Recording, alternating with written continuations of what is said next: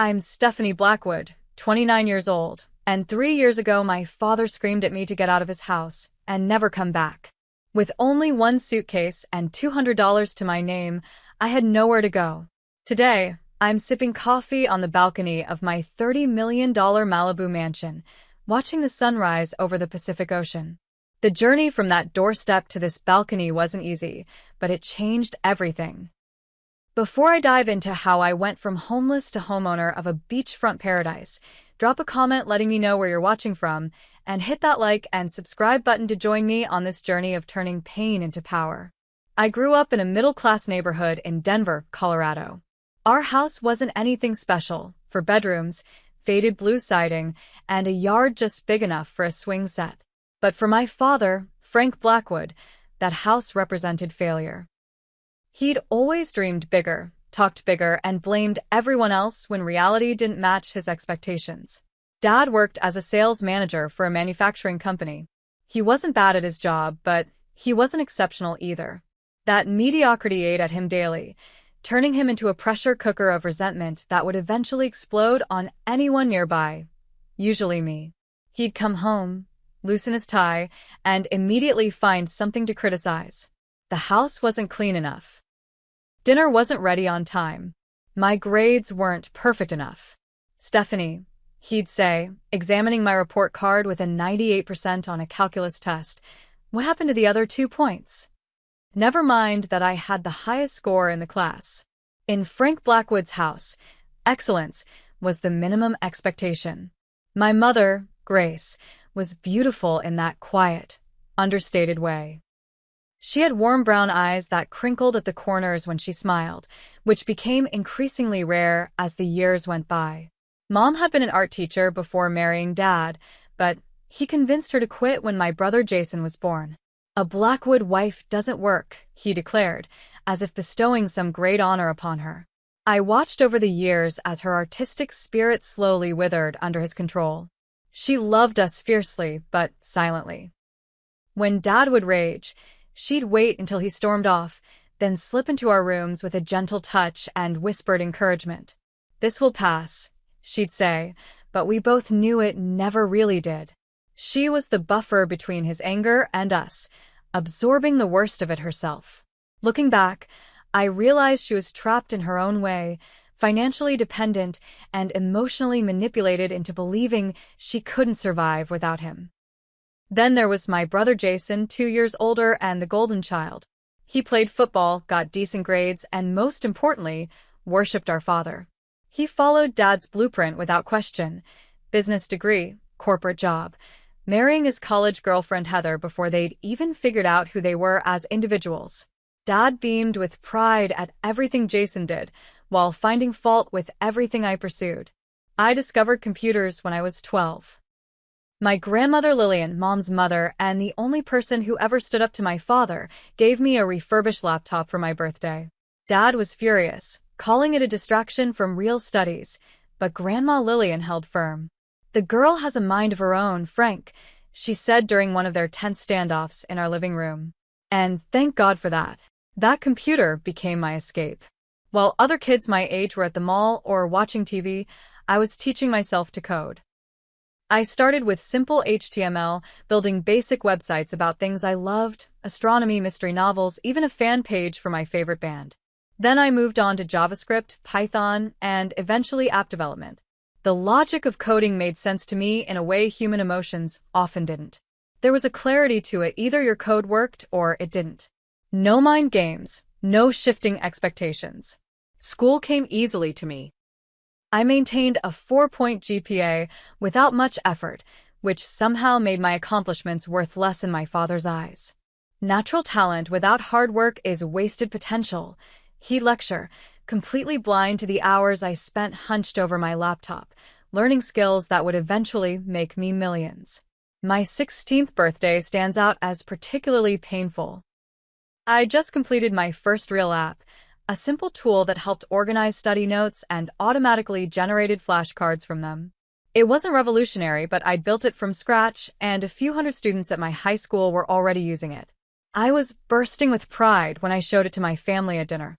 "That's nice, honey," Mom said, genuinely impressed even though she didn't fully understand the technical achievement. Jason glanced at it for all of 2 seconds. Cool, I guess. Dad barely looked up from cutting his steak. Is this why your AP chemistry grade dropped to an A-? Before I could respond, the doorbell rang. It was a special delivery. Jason's regional football trophy had arrived. Dad immediately pushed back from the table, my app forgotten as he fawned over the trophy, taking photos of Jason holding it, calling relatives to brag. My birthday cake sat untouched until nearly midnight. That night, I made a silent promise to myself as I lay in bed, tears dried on my pillow. Someday, I would build something so successful that even Frank Blackwood couldn't dismiss it. I would prove my worth, not just to him, but to myself. I worked part-time jobs throughout high school, babysitting, tutoring younger kids in math and science, even building websites for local small businesses. Every dollar went into my savings account, my escape fund, as I privately called it. I knew college would be my ticket out, and while Dad had set up college funds for both Jason and me, I didn't want to rely on his money. Money in our house always came with strings attached. Grandma Lillian passed away during my senior year of high school. She left me $10,000 with a note that read, "Build something wonderful, Stephanie, and never let anyone clip your wings." My father suggested I invested in a safe CD or put it toward practical college expenses. Instead, I kept it untouched in a separate account, seed money for my future dreams that were still taking shape. By the time I graduated high school as valedictorian, I had nearly $20,000 saved, my inheritance from Grandma, and everything I'd earned myself. I had one foot out the door, ready to start the next chapter far away from Frank Blackwood's crushing expectations and conditional love. What I didn't know then was how completely that door would eventually close behind me.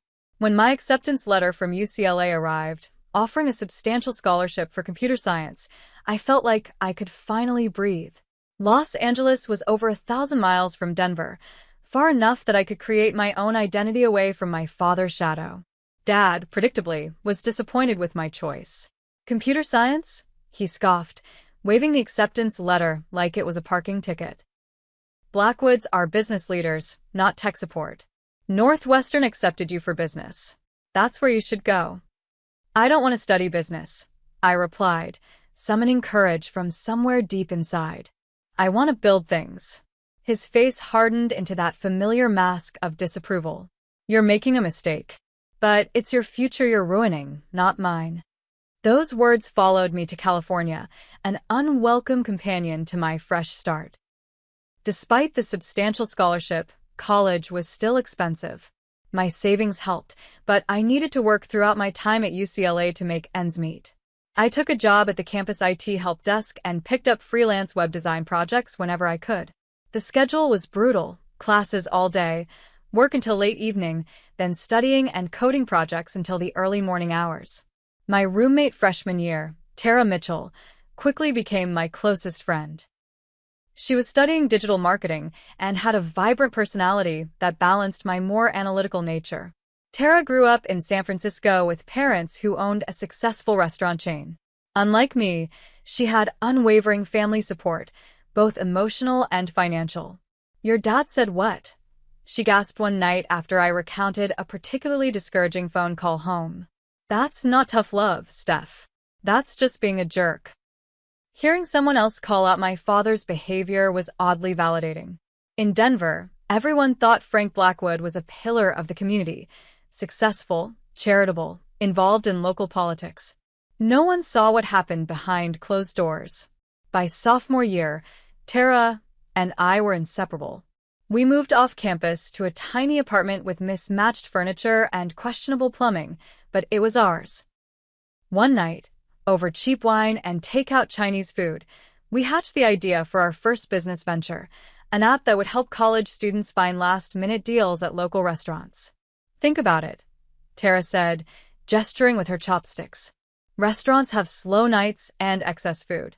Students are always broke and hungry. We connect them.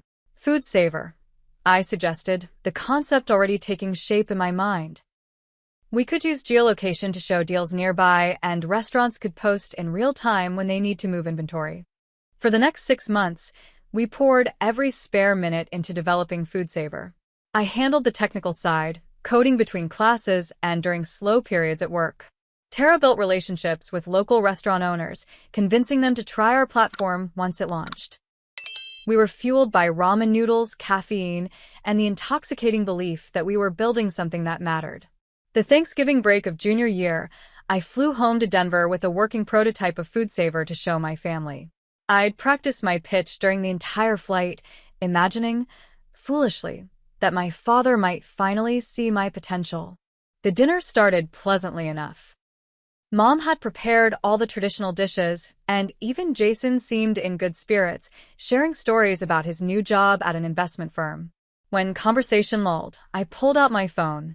"I've been working on something I'd like to show you all," I said, opening the FoodSaver beta.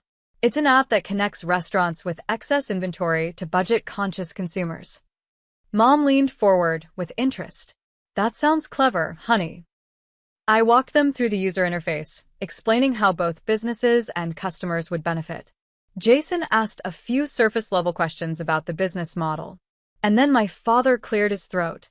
"So it's a glorified coupon app," he said flatly. "It's more than that," I started to explain. "It's about reducing food waste while—" "Stephanie," he interrupted, "do you know how many apps launch every day? Thousands. And most fail within months. This is exactly why I wanted you in business school. You have no understanding of market realities." I felt my face flush hot with humiliation. "We've already signed up 20 restaurants near campus for the pilot. Small, failing restaurants desperate for any business," he countered. "Frank," my mother interjected softly, "I think it sounds promising." He ignored her. "When this little project inevitably fails, maybe you'll finally get serious about your future." I didn't touch my pumpkin pie that night. The next morning, I changed my flight and returned to California early, vowing not to share my entrepreneurial efforts with my family again until I had undeniable success to report. Back at UCLA, I threw myself into my studies with renewed determination. A professor in my advanced algorithms class, Dr. Hayden, took notice of my work and invited me to join a small research group he was leading. Dr. Hayden was everything my father wasn't: encouraging, constructive in his criticism, and genuinely interested in helping his students succeed. "You have a gift, Stephanie," he told me after I presented a particularly innovative solution to a complex programming challenge. "But more importantly, you have grit. That combination will take you far." Under his mentorship, I flourished academically. He also connected me with an internship opportunity at TechForward, a rising startup developing security solutions for enterprise clients. The internship was unpaid, which meant working even more hours at my paying jobs, but the experience and connections proved invaluable. Meanwhile, FoodSaver launched officially but struggled to gain traction. Despite Tara's marketing efforts, we couldn't achieve the critical mass of users needed to make the platform viable. After 4 months, we made the difficult decision to shut it down. "I'm sorry," I told Tara the night we officially pulled the plug. "I feel like I failed us." She refilled our wine glasses and raised hers in a toast to failing forward. "We learned more from this than any class, and next time, we'll be smarter." Her resilience was infectious, and instead of feeling defeated, I started mentally cataloging the lessons. We'd built features users didn't need. Our onboarding process was too complicated. We hadn't considered the restaurant staff's technical limitations. Every mistake was a data point for future success. Senior year arrived quickly. I graduated with highest honors in computer science, with a minor in business administration, a small concession to my father's insistence on practical education. Dr. Hayden helped me secure several promising job interviews, and I had offers from 3 tech companies before graduation day. My mother flew out for the ceremony. My father and Jason couldn't make it, or rather, chose not to. Dad claimed an important business conference, though social media later revealed he'd been golfing that weekend. His absence stung but no longer surprised me.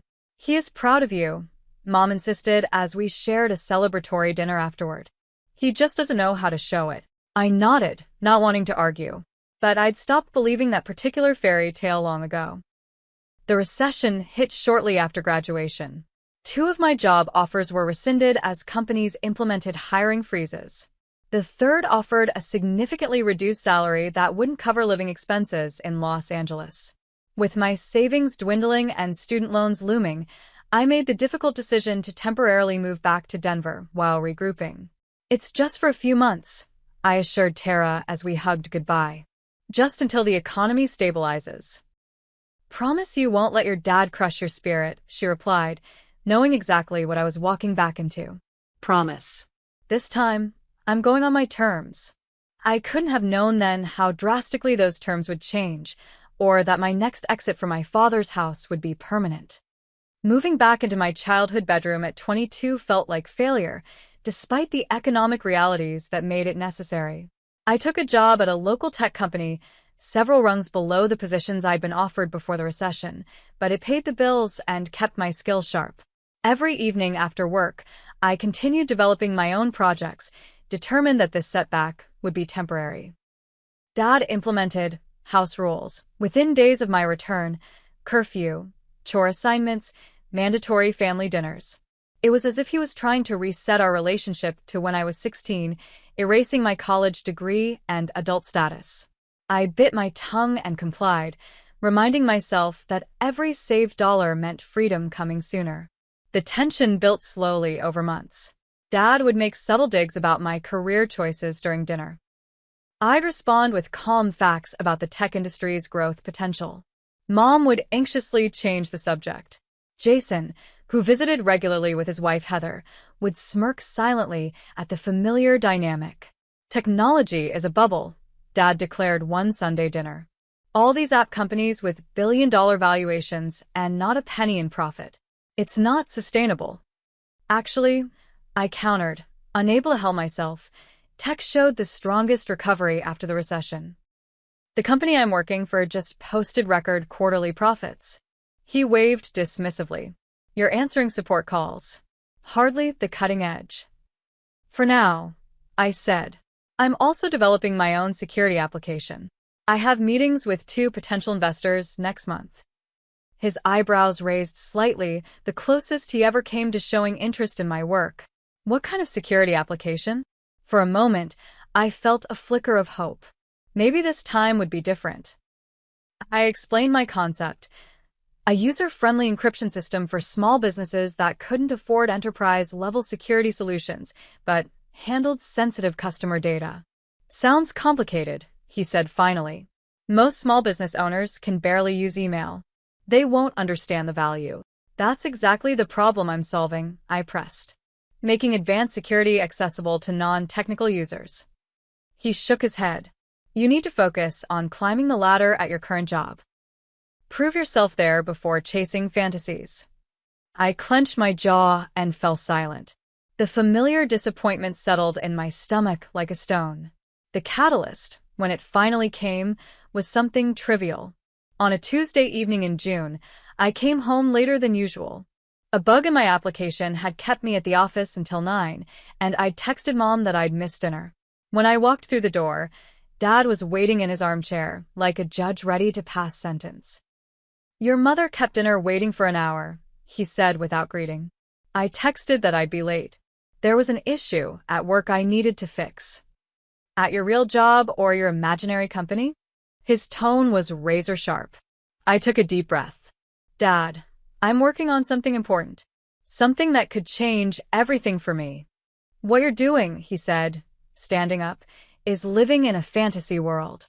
You're wasting your education and your potential on pipe dreams." I'd heard it all before, but that night, something inside me refused to absorb one more word of his criticism. My pipe dreams are already generating interest from actual investors.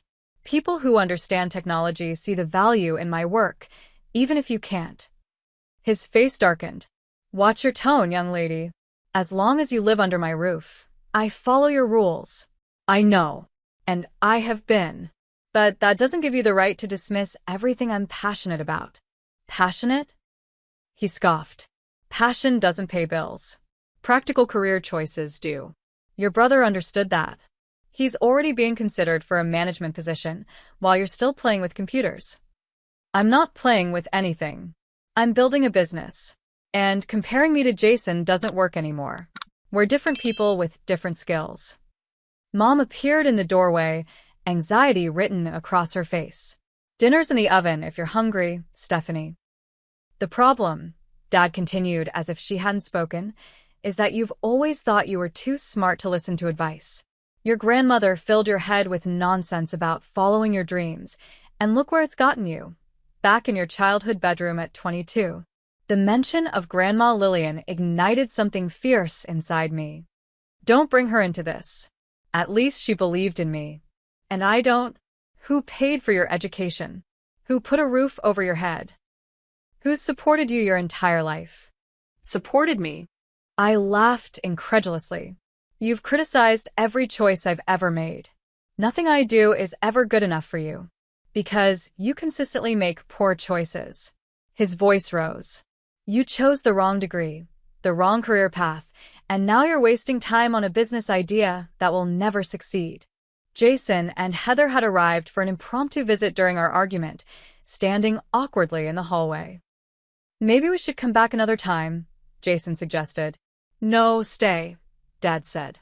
Perhaps your sister could learn something from your example. That was the final match to the gasoline. I don't need to learn from Jason's example. I'm not Jason. I'm not you. And I'm done trying to meet your impossible standards. Dad's face contorted with anger. If you're so confident in your abilities, perhaps it's time you stood on your own 2 feet completely. No more safety net. Frank, Mom interjected, let's all calm down. He ignored her. I've carried you long enough. You think you know better than everyone? Prove it. I will, I said, my voice surprisingly steady despite the adrenaline coursing through me. Not under my roof, you won't. His words came slowly, deliberately. Get out and stay out. You're no daughter of mine. The room fell silent. Mom's hand flew to her mouth, eyes wide with shock. Jason looked down at his feet. Heather, to her credit, looked horrified. Frank, you don't mean that, Mom whispered. I do, he said, never taking his eyes off me. She wants independence? She's got it. Tonight.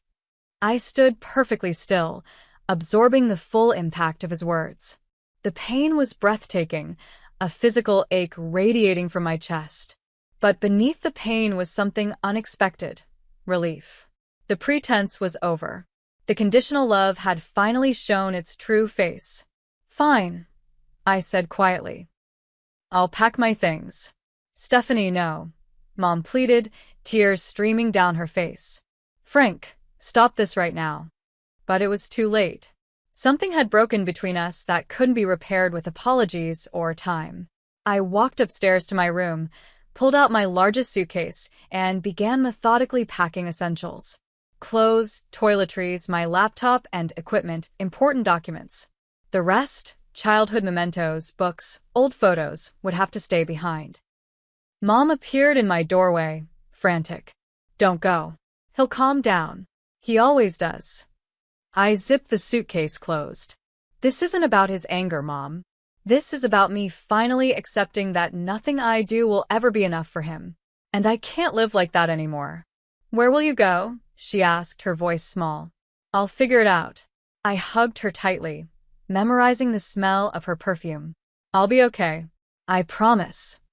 Jason stood awkwardly in the hallway as I dragged my suitcase downstairs. This is crazy, he said. Just apologize and wait until tomorrow. I shook my head. There's nothing to apologize for. Dad sat in his armchair, pretending to read the newspaper. He didn't look up as I walked past. His silence was the final confirmation that his ultimatum wasn't a momentary rage, but a deliberate severing. At the door, I turned back one last time. Mom, I'll call you soon. Dad. I paused, searching for parting words that wouldn't haunt me later. Finding none, I simply said, goodbye. The door closed behind me with a definitive click. I stood on the porch of my childhood home, one suitcase containing all my worldly possessions, $230 in my checking account, and no idea where I would sleep that night. I made it to my car before the tears came. Fumbling with the keys, I finally got the engine started, only to hear an ominous grinding sound. The check engine light that I'd been ignoring for weeks glowed ominously on the dashboard. I managed to drive 6 blocks before the car shuddered and died completely. Sitting in my dead car, on a darkening street, I laughed through my tears at the perfect storm of disaster my life had become. Then I pulled out my phone and called the one person I knew would answer. Tara? It's Stephanie. I need help. The first few nights after being kicked out remain a blur in my memory. Tara immediately sent me money for a plane ticket to Los Angeles, but with my car broken down, I had to spend the first night in a cheap motel near the Denver airport. I remember sitting on the edge of the sagging mattress, under the harsh fluorescent light, taking inventory of my new reality. I had my laptop closed for about a week, my professional documents, and after the plane ticket purchase, just over $100 to my name. My car, still sitting abandoned 6 blocks from my parents' house, wasn't worth fixing. My apartment lease in Los Angeles had long since expired. I had student loans coming due and no permanent address. The magnitude of starting completely over at 22 was overwhelming. I allowed myself exactly 1 hour of panic and tears that night. Then I washed my face, opened my laptop, and began making plans. By the time I landed in Los Angeles the next day, I had sent out 15 job applications, emailed Dr. Hayden about potential opportunities, and researched the cheapest short-term housing options in the city. Tara was waiting at the airport, wrapping me in a hug before I could even set down my suitcase. "You're staying with me until you figure things out," she insisted as we drove to her apartment. No arguments. Tara's studio apartment was barely big enough for one person, let alone two, but we made it work. I slept on an air mattress that slowly deflated throughout the night, requiring reinflation every evening. I kept my belongings neatly contained in my suitcase, trying to minimize my footprint in her space. Despite her generosity, I was determined not to become a burden. "I won't stay long," I promised on my 3rd night there. "Just until my first paycheck." "Shut up and eat your ramen," she replied affectionately. "Mi casa es su casa, especially when your dad is being a world-class jerk." Pride made me want to call home, to show them I was fine without their help. Reality kept me from making that call. I wasn't fine. I was one missed opportunity away from true homelessness, and that knowledge kept me awake long after Tara fell asleep each night.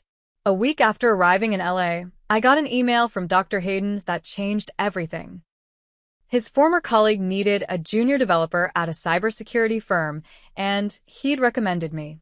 The salary was modest but enough to live on, and more importantly, it was in exactly the field where I wanted to build my career. "They need someone who can start immediately," Dr. Hayden explained when I called him. "The interview is just a formality. The job is yours if you want it." I started the following Monday.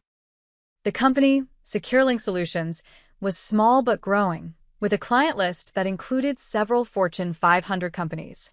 My role involved debugging existing security protocols and assisting in developing new features. The work was challenging and exactly the kind of experience I needed. With my first paycheck, I found the cheapest housing option possible, a bedroom in an apartment shared with 3 other young professionals in a less desirable part of the city. Melissa was a paralegal, Brandon a personal trainer, and Dina a restaurant manager. None of us were living our dream scenarios, but we made it work, establishing cleaning schedules and quiet hours, sharing communal items like toilet paper and dish soap to save money. My bedroom was barely larger than a walk-in closet, fitting only a twin mattress on the floor and a small desk I found on the street and refurbished. But it was mine, paid for with my own money, with no conditions or criticism attached. The first night in that tiny room, I slept better than I had in years. I established a ruthless budget. Every unnecessary expense was eliminated. I meal prepped simple dishes on Sundays, brought lunch to work every day, and turned down happy hours and dinners out. Half of each paycheck went to living expenses, a quarter to student loan payments, and the remaining quarter into savings, my new startup fund. Nights and weekends belonged to my own project. The security application I'd begun developing before being kicked out was taking shape into something with real potential. I called it Shield Key, a simple interface hiding sophisticated encryption technology that would allow small businesses to protect customer data without needing an IT department. 6 months into this new life, I attended a tech meetup focused on cybersecurity innovations. The event was held at a co-working space downtown, offering free pizza and networking opportunities. I almost didn't go. I was exhausted from a particularly challenging week at work, but Tara insisted. "You need to talk to actual humans sometimes," she said, practically pushing me out the door. Plus, free dinner. The pizza was mediocre, but the connections were invaluable. Particularly Adrian Wright, a user experience designer who asked thoughtful questions during my informal discussion about Shield Key with a small group of attendees. "The technology sounds solid," he said as we continued our conversation over lukewarm soda afterward. "But your interface needs work if you want non-technical users to adopt it." Rather than feeling criticized, I was intrigued. "What would you suggest?" Adrian pulled out his tablet and quickly sketched a simplified version of my current interface. Something like this. Fewer options visible up front. Progressive disclosure of features as users need them. Looking at his design, I immediately saw how much clearer it was than my developer-centric approach. "That's actually brilliant." He grinned. "Security people focus on functionality first, which makes sense. But users focus on usability. Combine both, and you've got something special." We exchanged contact information and over the next few weeks, met several times to discuss Shield Key. Adrian's expertise in user experience perfectly complemented my technical knowledge. He understood how to make complex technology approachable, exactly what my target market of small business owners needed. "We should partner on this," I suggested one evening as we worked at a coffee shop near my apartment. "Your UX skills plus my security expertise. 50-50 split." Adrian considered it for all of 5 seconds. "I'm in. But we need funding to do this right." The search for investors became our shared mission. We refined our business plan, created a compelling pitch deck, and practiced our presentation until we could deliver it in our sleep. Then we started reaching out to everyone who might be interested: angel investors, small venture capital firms, business incubators. The rejections piled up quickly. "Too early stage. Market too niche. Come back when you have users." Each no was discouraging, but we kept refining our approach, learning from the questions and concerns raised in each meeting. Our breakthrough came 9 months after my father had kicked me out. A small angel investor named Patricia Lawson, who specialized in cybersecurity startups, agreed to meet us. Patricia had built and sold 2 successful security companies and understood both the technical challenges and market opportunity of what we were proposing. "Most security products are built for enterprises with dedicated IT teams," she said during our meeting. "Small businesses are left vulnerable because existing solutions are too complex and expensive. You're addressing a real gap."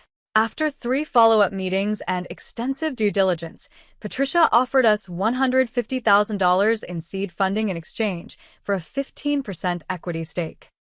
It wasn't a fortune, but it was enough to turn Shield Key from a side project into a real company. The night after signing the investment agreement, I sat on the floor of my tiny bedroom, back against the wall, overwhelmed by how far I'd come in less than a year. From homeless to funded founder.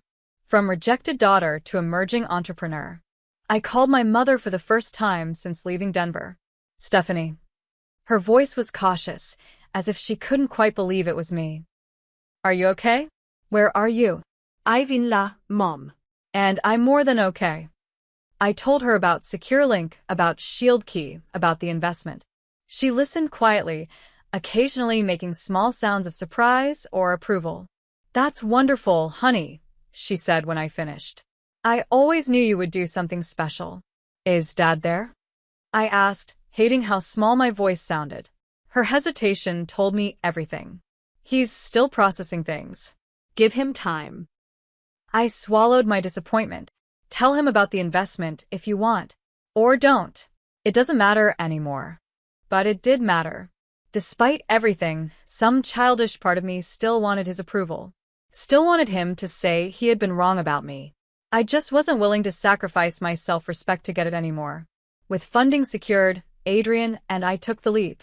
We both quit our jobs to focus on Shield Key full-time. We rented a small office in a startup incubator space, hired a part-time developer to help accelerate our build, and began courting our first beta customers. The next 18 months were the most intense of my life. 16-hour days were the norm. I moved to an even cheaper apartment to stretch our runway. I learned about sales, marketing, accounting, human resources, all the aspects of business my father had claimed I was ignoring. Every decision, every dollar spent, was scrutinized. The pressure was immense, but unlike the pressure from my father, this was pressure with purpose. We were building something real. Our beta launch with 15 small businesses went surprisingly well. The feedback was positive, with users particularly praising the intuitive interface Adrian had designed. We fixed bugs, enhanced features, and prepared for a wider release. Patricia introduced us to her network of security professionals and potential clients. Slowly, our user base grew. By the 18-month mark, we had over 300 paying customers, still small, but growing steadily and generating enough revenue to extend our runway. Then came the moment that changed everything. A well-known tech blogger with a focus on cybersecurity reviewed Shield Key, calling it the security solution small businesses have been waiting for and impressively sophisticated technology hidden behind an interface my grandmother could use. The article was picked up by larger tech publications, and suddenly our growth curve wasn't linear anymore. It was exponential. Within 2 months of that review, we had over 2,000 customers and were generating enough revenue to hire 3 more employees. 6 months later, we hit 10,000 customers and moved to larger offices. Adrian and I were no longer doing everything ourselves. We had a team of 15 passionate people helping build our vision. 1 year after the review, we reached a milestone I had only dreamed about: $1 million in annual recurring revenue. Shield Key had transcended from struggling startup to viable business, and the industry was taking notice. The first acquisition offer came on a Tuesday morning. I was in the middle of a team meeting when my phone buzzed with an email from the VP of Business Development at Data Fortress, one of the largest enterprise security companies in the world. They wanted to discuss potential strategic opportunities. I showed the email to Adrian after the meeting, trying to contain my excitement. This could be nothing, right? Maybe they just want to partner on something. Adrian's eyebrows shot up. Or they want to buy us. Data Fortress doesn't partner with companies our size. They acquire them. The meeting was scheduled for the following week at their headquarters in San Francisco. Adrian and I spent every spare moment preparing, researching their recent acquisitions, analyzing their product gaps that Shield Key might fill, and debating what our company might be worth to them. The Data Fortress offices were everything our startup space wasn't: sleek, modern, with floor-to-ceiling windows offering panoramic views of the bay. We were escorted to a conference room where 4 executives in perfectly tailored suits waited. "We've been watching Shield Key with interest," their VP began after brief introductions. "Your penetration in the small business market is impressive. We've struggled to reach that segment effectively." What followed was 2 hours of detailed discussion about our technology, customer base, and team. They asked pointed questions about our growth projections and competitive landscape. We answered honestly but strategically, highlighting our strengths without revealing all our future plans. Finally, the CEO joined us. Martin Green was known for building Data Fortress from a small security consulting firm into a publicly traded company worth billions. He didn't waste time on small talk. "We'd like to acquire Shield Key," he stated plainly. "We believe it would complement our enterprise offerings and give us entry into a market segment we've failed to capture." My heart raced, but I kept my expression neutral. "We're not actively seeking acquisition. Everyone has a number," he replied with a slight smile. "Ours is $2 million. It took every ounce of self-control not to react visibly. $2 million would change my life completely. I could pay off my student loans, buy a house, have financial security I'd never known." But looking at Adrian's carefully blank expression, I knew we were thinking the same thing. It wasn't enough. We appreciate the interest, I said carefully. But we believe ShieldKey has significant growth ahead.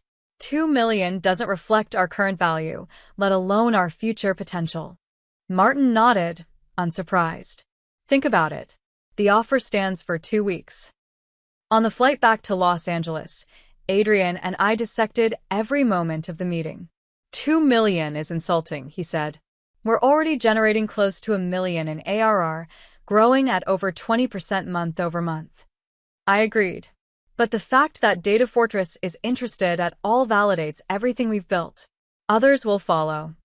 Adrian was right. Within days of declining Data Fortress's offer, we received inquiries from 2 other major security companies. Word had gotten out that we were in play. Suddenly, ShieldKey wasn't just a promising startup. It was a valuable acquisition target. The next 6 months were a whirlwind. We hired a chief revenue officer with experience scaling security companies. We expanded our engineering team to accelerate our product roadmap. We moved again to offices that could accommodate our growing staff, now numbering 35. Our customer base crossed 25,000, and our annual revenue hit 3 million. Industry analysts began mentioning ShieldKey as a disruptive force in the small business security market. We were invited to speak at major technology conferences. A prominent tech magazine included me in their 30 under 30 list of promising young entrepreneurs. The next acquisition offer came from Secure Tech, the largest competitor to Data Fortress. Their initial offer was 8 million, a significant improvement, but still not reflective of our growth trajectory. After 2 rounds of negotiations, they increased to 12 million. It was tempting. Very tempting. But our momentum was only increasing. Our newest feature, automated compliance reporting for various regulatory standards, was generating particular interest from slightly larger businesses than our initial target market. We're just scratching the surface of our potential, I told Adrian as we debated the offer over late-night takeout in our office. If we sell now, we'll always wonder what could have been. He nodded slowly. So we keep building. And build we did. Our team expanded to 50, then 70. We opened a small office in New York to better serve East Coast clients.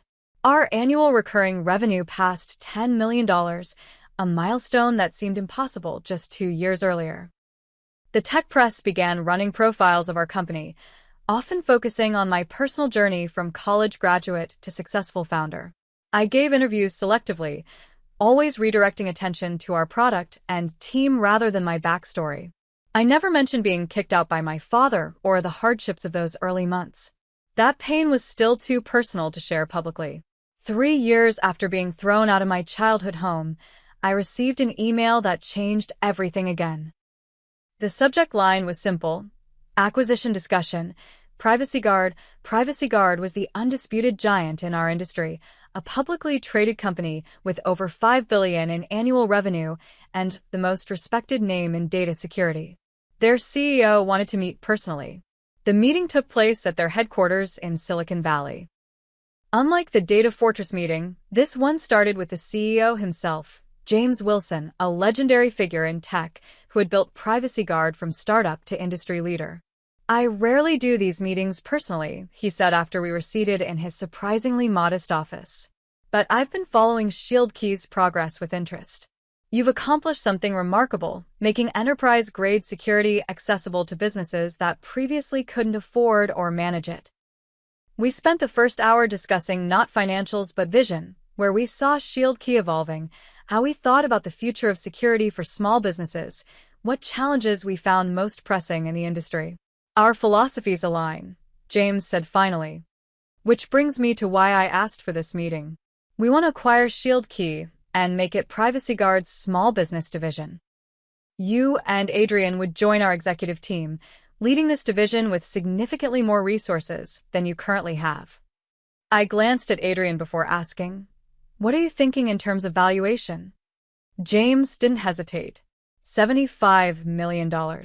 60 in cash, 15 in Privacy Guard stock with a 3-year vesting schedule for you and Adrian. The number hit me like a physical force. $75 million. After investor dilution and splitting with Adrian, I would walk away with over 30 million. From homeless to multimillionaire in 3 years. We need time to consider, I managed to say, my voice steadier than I felt. Of course. Take a week. But know that this isn't just about the money for us. We believe ShieldKey fills a crucial gap in our product lineup, and your team's expertise would be invaluable as we expand in this market. The flight back to Los Angeles was quiet. Both Adrian and I lost in our thoughts. The magnitude of the offer was difficult to process. We'd built ShieldKey from nothing into something valued at $75 million.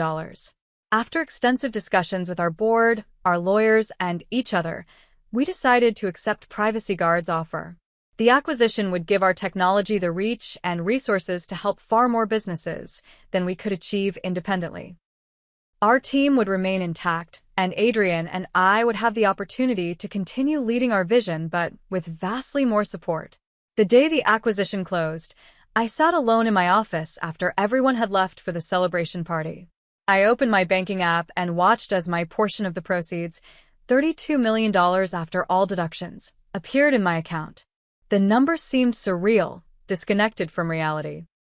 I thought about the night my father had told me to get out and stay out, about sleeping on Tara's floor, about the tiny bedroom with the mattress on the floor, about all the ramen dinners and missed social events to save every possible dollar.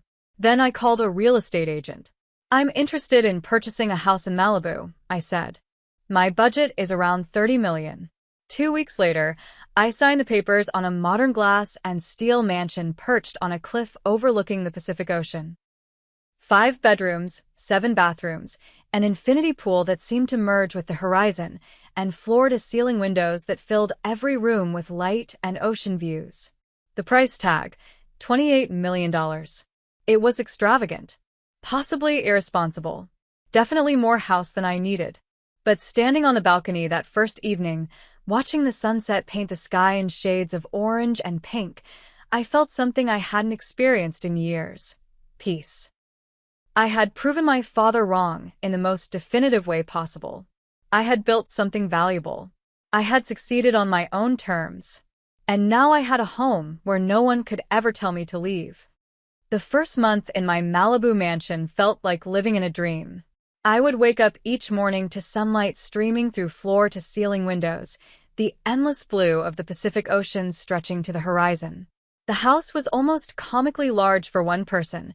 My footsteps echoed in empty rooms filled with hastily purchased furniture that still felt more like a staged home than a lived-in space. I hired a housekeeper, a groundskeeper, and a personal assistant to manage the practical aspects of my new life. When the housekeeper asked about my preferences for various rooms, I often had no answer. I'd never had the luxury of preferences before, only necessities and compromises. Whatever you think is best became my standard response, which visibly frustrated her. She wanted direction. I was still adjusting to having choices. The transition from scrappy entrepreneur to wealthy executive came with unexpected challenges. At PrivacyGuard, I led a division with 100 employees and a substantial budget. People looked to me for decisions affecting millions of dollars and countless customers. I handled those responsibilities with confidence born from building ShieldKey from nothing. But in my personal life, I felt strangely adrift. The constant struggle that had defined my existence since college was suddenly gone. The necessity of working 16-hour days, of tracking every dollar, of making each decision with survival as the primary consideration, all vanished overnight. In their place was a void I didn't know how to fill. Adrian noticed during one of our strategy sessions at PrivacyGuard headquarters. "You seem distracted lately," he said as we grabbed coffee afterward. "Everything okay with the new place?" "The house is incredible," I replied automatically. "I still can't believe it's mine." He studied me for a moment. "That wasn't what I asked." I sighed, grateful for a friend who knew me well enough to see through the surface. "I should be ecstatic, right? I have everything I've worked for. But sometimes I wake up in this massive house, and it feels empty." "Have you told your family about any of this?" he asked carefully. He knew the broad strokes of my estrangement, but not all the details. I shook my head. Mom knows I'm doing well, but not specifics. I haven't spoken to my father since the night he kicked me out. Maybe it's time? Not for his sake, but for yours. His suggestion lingered in my mind for weeks. I'd maintained minimal contact with my mother through occasional phone calls, always brief and focused on surface-level updates. She knew about Shield Key's success in general terms, but not about the acquisition or my new wealth. I'd asked her not to share even those limited details with my father, though I suspected she had. Jason had reached out once, shortly after a tech publication ran a profile mentioning Shield Key's rapid growth. His message was awkwardly congratulatory, with an undercurrent of surprise that suggested he'd shared our father's doubts about my path. I'd responded politely, but briefly. 3 months after moving to Malibu, I received an unexpected email from my father. The subject line was simply, "Congratulations. Stephanie," it read. "Your mother showed me the article about your company's acquisition. Impressive accomplishment. Would like to reconnect when you're next in Denver. Dad." No epalegi. No acknowledgement of our estrangement or his role in it. Just a terse note that managed to be both congratulatory and demanding at once. Classic Frank Blackwood. I didn't respond immediately. Part of me wanted to ignore it completely, to let him feel a fraction of the rejection he'd inflicted on me. Another part, the wounded child still seeking approval, wanted to reply immediately, detailing every success, every validation that proved how wrong he'd been. Instead, I forwarded the email to my therapist, another luxury my new wealth afforded, with a simple question: how do I handle this? Dr. Brennan had been helping me process the complex emotions surrounding my family relationships and sudden wealth. Her response was thoughtful. Consider what you want from any potential reconnection. Closure? Reconciliation? Vindication? Be clear about your objectives before deciding. What did I want? The question consumed me for days. Revenge felt petty. Complete reconciliation seemed impossible given my father's personality. Perhaps closure was the most realistic goal, a chance to redefine our relationship on more adult terms now that I was no longer financially or emotionally dependent on his approval. After careful consideration, I replied, "Thank you for the congratulations. I'll be in Denver next month for a conference and could meet for dinner. Please let me know if that works for your schedule." The dinner was arranged at an upscale restaurant downtown, neutral territory. I flew to Denver a day early to prepare mentally, checking into a luxury hotel rather than staying at my childhood home. The message was subtle but clear. I was a visitor now, not a daughter seeking readmission to the family. Seeing my parents again after 3 years was jarring. Dad looked older, his hair now completely gray, his posture slightly stooped. Mom seemed smaller somehow, her smile anxious as she hugged me tightly in the restaurant lobby. Jason and Heather joined us, adding to the family reunion atmosphere that felt both familiar and utterly foreign. "You look well," Dad said as we were seated, his eyes taking in my tailored designer dress and the subtle indicators of wealth I hadn't even realized I'd adopted: the expensive watch, the confident posture of someone who no longer feared financial insecurity. "Thank you," I replied. "Work keeps me busy, but I enjoy it." The conversation that followed was a masterclass in emotional avoidance. We discussed safe topics: the restaurant's menu, Denver's changing skyline, Jason's recent promotion. No one mentioned the night I'd left or the years of silence that followed. Until dessert, when Dad cleared his throat and adopted the authoritative tone I remembered from childhood lectures. "Your company's acquisition was quite an achievement. $75 million, according to the business press." I nodded, maintaining eye contact. Yes. Shield Key grew faster than even we anticipated. "I always knew you had that kind of drive," he continued, as if rewriting history. "Gets it from me, I suppose. That determination to succeed no matter what." Mom shifted uncomfortably. Jason suddenly became very interested in his cheesecake. Heather looked between us with wide eyes. The old Stephanie would have let it pass, would have accepted this reframing to keep the peace. But I wasn't that person anymore. "Actually," I said calmly, "I succeeded despite being told repeatedly that I would fail, that my ideas weren't practical. that I was wasting my potential. Dad's expression tightened. I was tough on you because I wanted you to be prepared for the real world. Looks like it worked. Is that how you remember it? I asked, my voice steady. Because I remember being told to get out and stay out. I remember having nowhere to go and almost nothing to my name. I remember building my company without a safety net because you removed it. The table fell silent. Mom's eyes filled with tears. Jason stared at his plate. That was an unfortunate misunderstanding, Dad said stiffly. I never intended. It wasn't a misunderstanding, I interrupted. It was a defining moment. And while I don't thank you for it, I acknowledge that it forced me to rely completely on myself. So, in a way, you were right. I did learn from your example. I learned exactly what kind of parent, what kind of person I never want to be. I placed my napkin on the table and stood. Thank you for dinner. Mom, I'll call you tomorrow. I think I need some air. Outside the restaurant, the cool Denver evening helped calm my racing heart. I hadn't planned to be so direct, but hearing him attempt to co-opt my success as validation of his parenting had triggered something primal. My phone buzzed with a text from Jason. That took guts. He needed to hear it. Call me tomorrow? Unexpected tears pricked my eyes. Perhaps I wasn't as alone in my perspective as I'd thought. Back in Malibu, the confrontation with my father triggered a cascade of emotional aftershocks. I experienced my first panic attack in my palatial living room, gasping for breath on a couch that cost more than my entire first year's salary at SecureLink. The irony wasn't lost on me, having everything I'd worked for and still feeling like I was drowning. Dr. Brennan helped me recognize that financial success, while validating, hadn't healed the deeper wounds of conditional love and rejection. Your father's approval was the currency you sought your entire life, she explained. Now you have literal currency beyond imagination, but that emotional currency is still missing. It creates a cognitive dissonance. The healing process wasn't linear.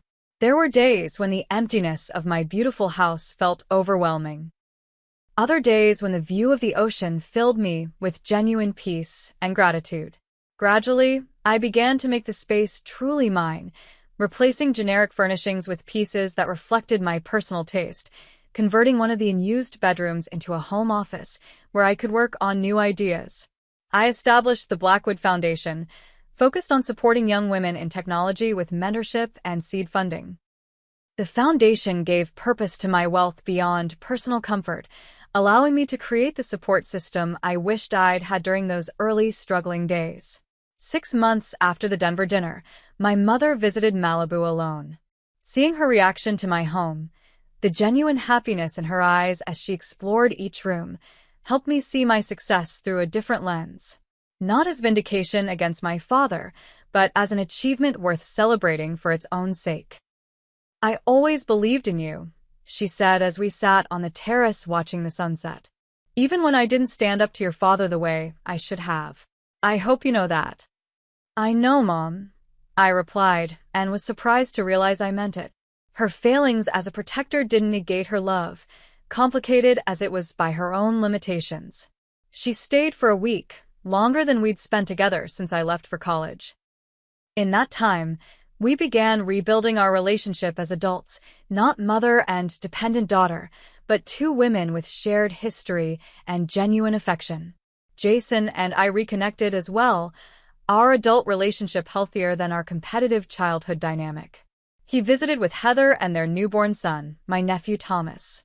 Holding that tiny human, I felt a fierce determination that he would never experience the conditional love that had shaped my childhood. My father remained distant, our contact limited to occasional emails and brief phone conversations on holidays. I accepted that a meaningful relationship might never be possible given his inability to acknowledge his role in our estrangement. That acceptance, painful as it was, brought its own kind of peace. 3 years after acquiring my mansion, I no longer felt like an imposter in my own life. The house had become a true home, filled with memories of friends gathered around my dining table, of quiet mornings watching dolphins play in the distance, of late nights working on new ideas that excited me regardless of their profit potential. I'd found a balance between my role at privacy guard and personal projects that fed my entrepreneurial spirit. I'd built a social circle of genuine friends who knew my story, but didn't define me by either my wealth or my past struggles. And most importantly, I'd begun to define success on my own terms, not as a repudiation of my father's criticism, but as an authentic expression of my values and abilities. One morning, as I stood on my balcony watching the sunrise, I remembered something Grandma Lillian had told me long ago. Success isn't about proving others wrong, Stephanie.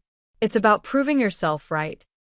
In that moment, with the first light of day illuminating the endless horizon, I finally understood what she meant. 5 years have passed since I first stepped into my Malibu mansion. 5 years since the acquisition that transformed me from struggling entrepreneur to wealthy executive. The journey from that painful night when my father threw me out to where I stand today continues to shape every aspect of my life, though in ways I never could have anticipated. My professional life evolved significantly after the initial 3-year commitment to Privacy Guard ended. While the experience had been valuable, I missed the autonomy and creative freedom of running my own company. With the financial security to take risks, I launched a new startup focused on educational technology, creating affordable, accessible cybersecurity training for schools and nonprofits. EdSecure combines my technical expertise with a mission that feels deeply personal. Growing up with limited access to technology education showed me how crucial these skills are for future opportunities. We price our products on a sliding scale, making enterprise-level security training available to organizations with limited budgets. After 2 years, we're serving over 5,000 schools nationwide, with a team of 40 passionate employees who share my vision. My relationship with Adrian remains one of my most valued professional partnerships. Though we went separate ways after Privacy Guard, he launched a successful UX design consultancy. We still meet monthly to bounce ideas off each other and provide honest feedback. His perspective helped shape EdSecure's user-friendly interface, making complex security concepts accessible to non-technical educators. Personally, the most unexpected change came in the form of Michael Chen, who I met at a technology education conference in San Francisco. As the founder of a nonprofit focusing on bringing STEM education to underserved communities, his passion and integrity impressed me immediately. Unlike previous relationships where my success or wealth became a complicating factor, Michael was secure in his own purpose and accomplishments. Our relationship developed slowly, friendship first, then deeper connection. He was the first person I brought home who made my massive house feel appropriately sized, filling it with laughter and warmth. After 2 years together, he moved in, bringing his collection of vintage science fiction novels and habit of making elaborate Sunday breakfasts that we eat on the terrace, regardless of weather. "Your success is part of you, not all of you," he told me once when I worried about the imbalance our financial situations might create. I fell in love with Stephanie the person, not Stephanie the millionaire. The healing process with my family continues to evolve in complex ways. My mother and I have built a new relationship based on mutual respect rather than the dysfunctional dynamics of my childhood. She visits frequently, has developed a close bond with Michael, and has even begun painting again, her passion that was sidelined during her marriage. Watching her reclaim her creativity in her 60s has been one of my greatest joys. Jason and I have grown surprisingly close. The competitive dynamic our father fostered between us dissolved once we were both free to define success on our own terms. He eventually left the investment firm where he'd been following our father's prescribed path and started a sustainable construction company that better aligned with his personal values. Our conversations now are supportive rather than comparative, focused on helping each other thrive rather than measuring who's ahead. My father remains the most complicated relationship in my life. After several strained attempts at reconciliation, we settled into a distant but civil connection. He's never apologized for kicking me out. I've accepted he likely never will, but he has made small gestures of acknowledgement. A clipping of an article about EdSecure sent by mail. An email congratulating me on an industry award. Brief, surface-level interactions that acknowledge my existence without breaching the emotional walls between us. Last Christmas, I invited my entire family to Malibu, my first time hosting a family holiday. Dad accepted, which surprised everyone, including himself perhaps. The visit was awkward at times, but also revealed glimpses of the man beyond the stern patriarch I'd grown up with. Watching him play with Jason's children on the beach, I saw momentary softness I'd rarely witnessed in childhood. "Your house is quite something," he said on the last night, as we stood on the balcony after everyone else had gone to bed. "You've done well for yourself." "Thank you," I replied, accepting the closest thing to approval he could offer.